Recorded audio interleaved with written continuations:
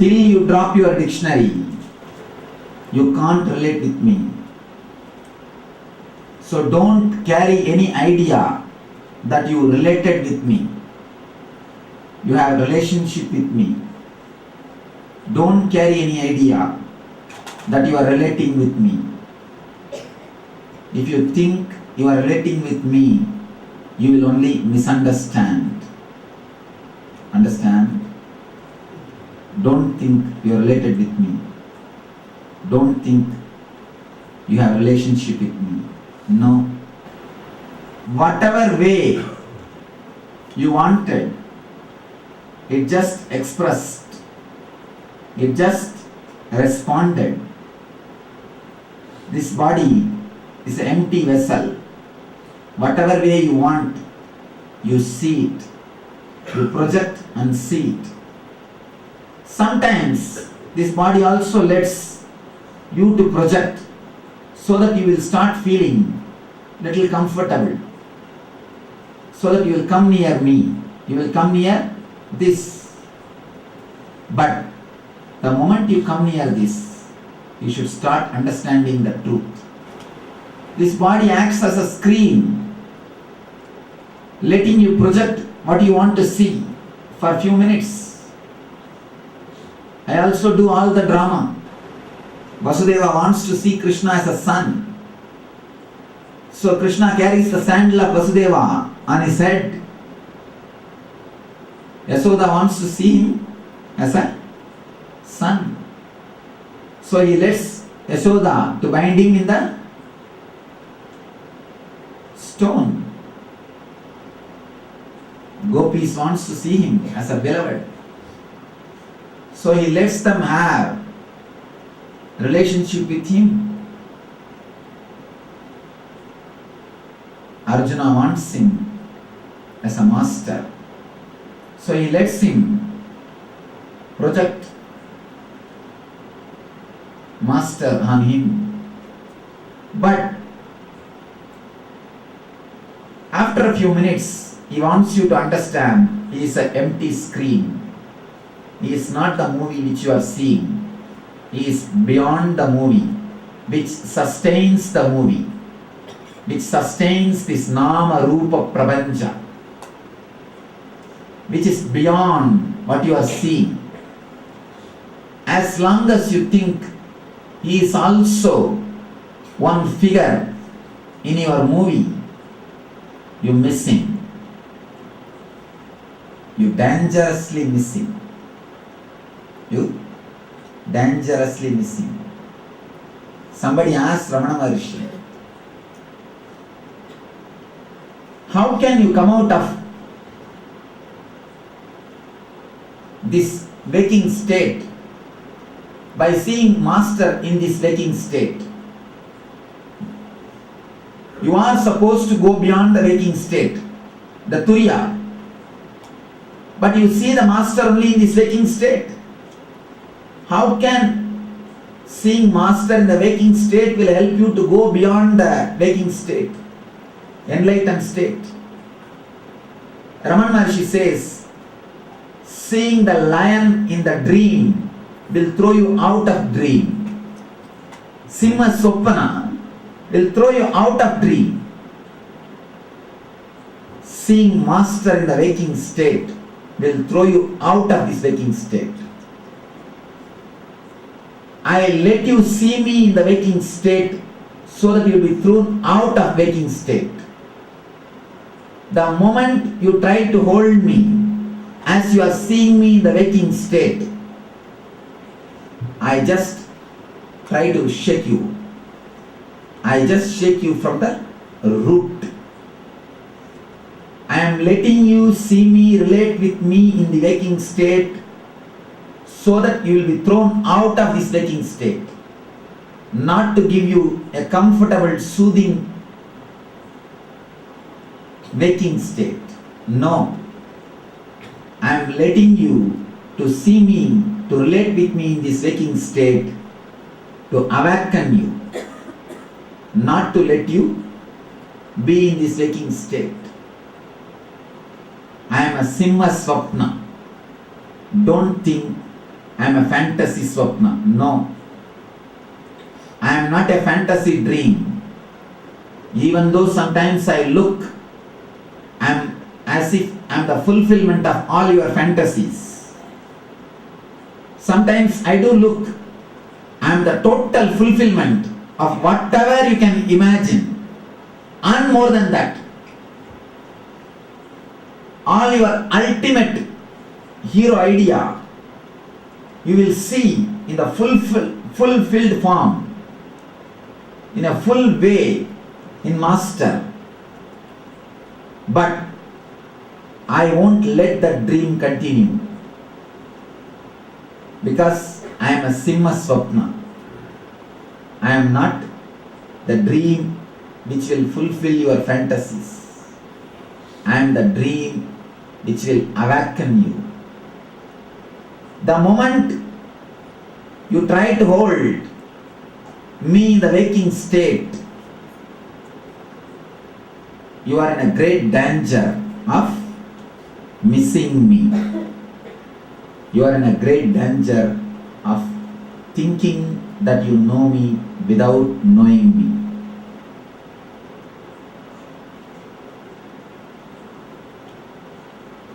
The moment you come to the Anya, you start relating. Only dialogue happens. But still, you are apart from me. You are apart from the Master. If you are established in the Anya, you are attracted towards enlightened masters, because they are in egoless state. Only when you reach Sahasrara, the transcendental entity, the transcendental expression of divine, transcendental expression attracts you. The moment you are established in Sahasrara, means you go beyond everything. You start relating, experiencing God as a transcendental reality, the ultimate experience, what we call Shiva. That is why Shiva is always worshipped in the formless form.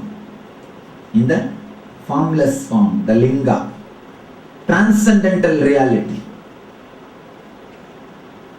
Only when you reach Sahasrara, you experience the Shiva. That is why I say Shiva is the ultimate expression, ultimate experience. That is why we call him Mahadeva.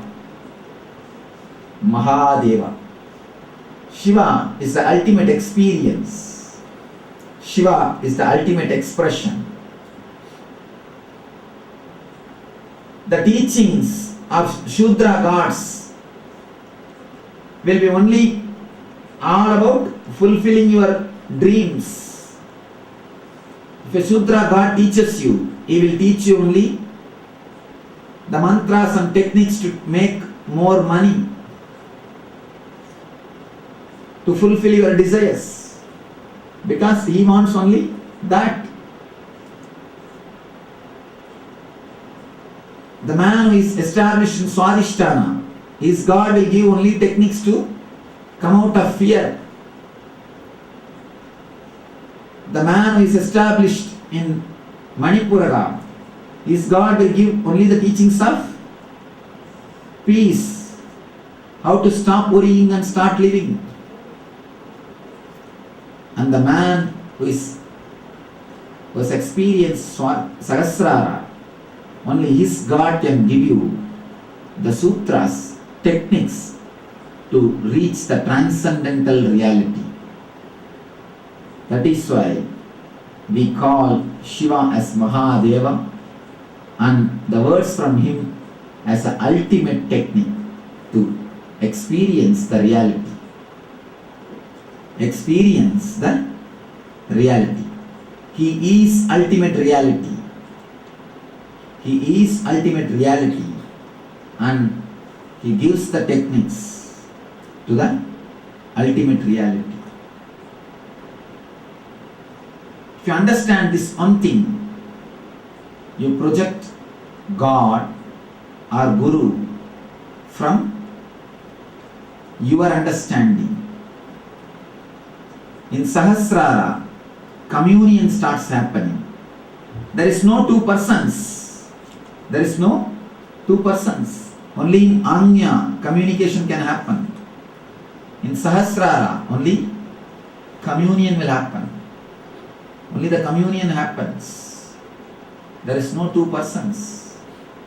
It is total transcendental reality as experienced by enlightened masters. The problem is the person who reaches there, because there is no two persons, he is just there. But the people who are in the lower levels, they do not know the technique to reach that level. What to do?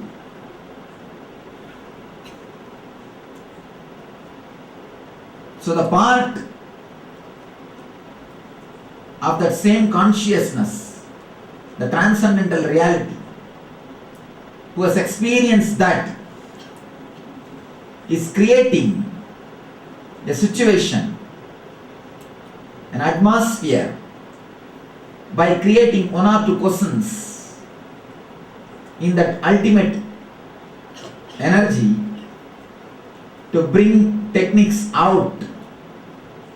It's like a big ocean of Amrita. A small wave is created in the Amrita so that the techniques will come out.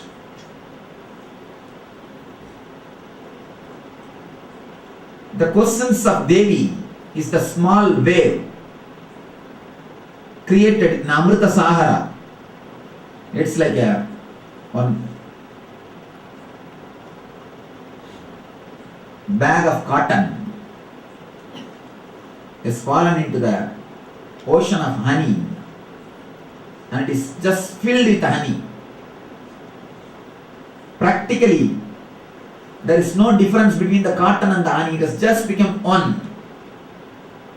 Somehow, for some reason, the cotton just moved a little bit, and the honey, which is overflowing inside the cotton, has come out. It's like you press that cotton a little bit, the honey has oozed out. The oozed out honey is what I call Vijnana Bhairava Tantra. The oozed out honey only is Vijnana Bhairava Tantra. The oozed out Amrita is only Vijnana Bhairava Tantra, which can again put you into the same Amrita state, Amritatva, Nityananda state, eternal bliss state. In Sahasrara, there is no questioner, and the person who is questioned,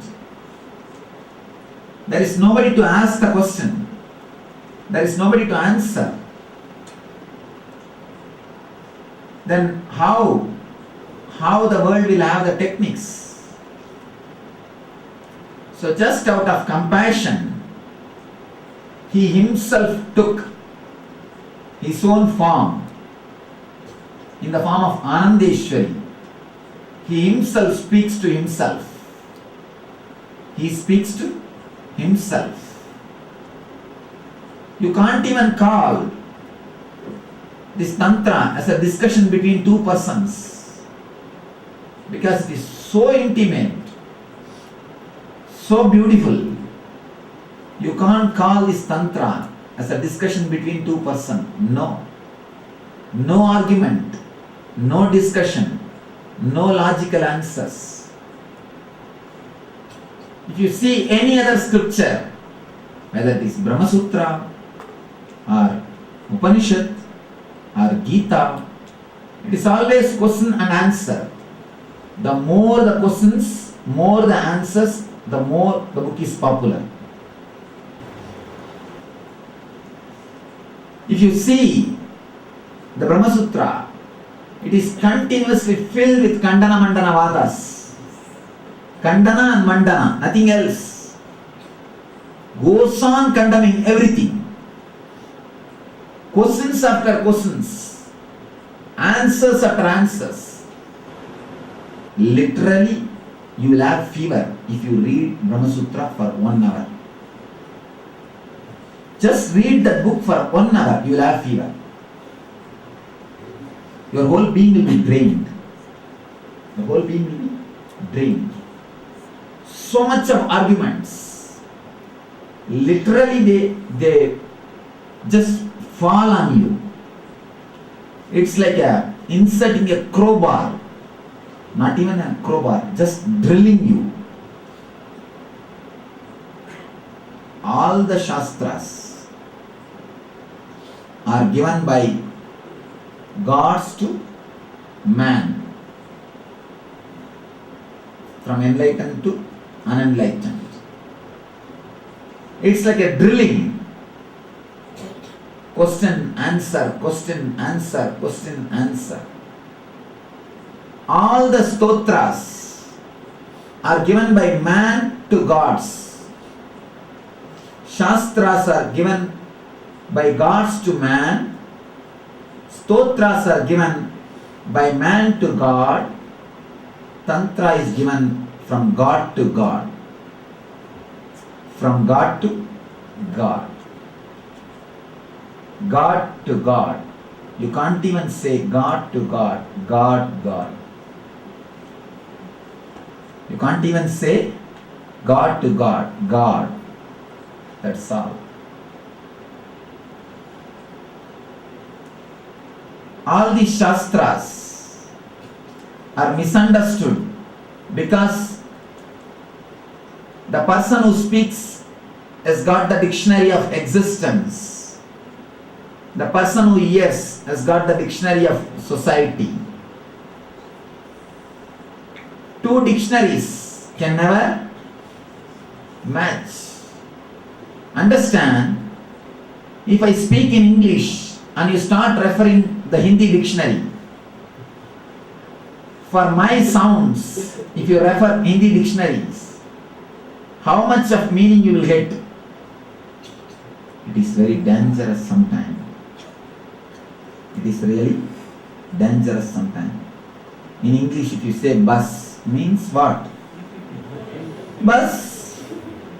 In Hindi, what it means? Enough. If you refer Hindi dictionary for the sounds which I create in English, how much of misunderstanding will happen? Much more misunderstandings have happened with Shastras, because totally two different dictionaries. Dictionary of existence and dictionary of society. Same way with stotras. The dictionary of emotion, dictionary of poet and dictionary of prose.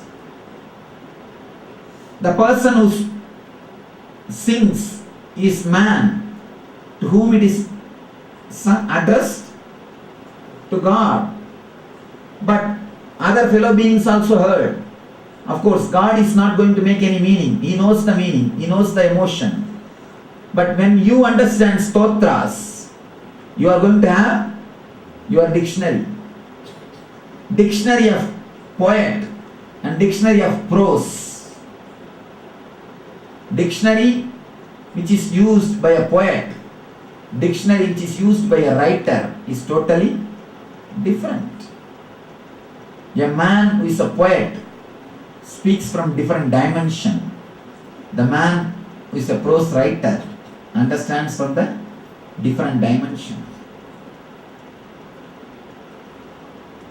But you are saved little bit. You don't misunderstand much. With Shastras, it is other language dictionary you refer. With Stotras, at least that same language but different dictionary. With Shastras, English and Hindi. With Stotras, same Hindi, but Mumbai Hindi and Tamil Nadu Hindi. You refer the same Hindi dictionary, but for Mumbai Hindi you refer Tamil Nadu Hindi dictionary. But nothing much as Nothing much wrong has happened. The level of Shastras, the level of Stotras. That is why the people who work the level of Stotras, they were never violent. They were never violent. Because nothing much wrong can happen. It is under the control, under the manageable limit.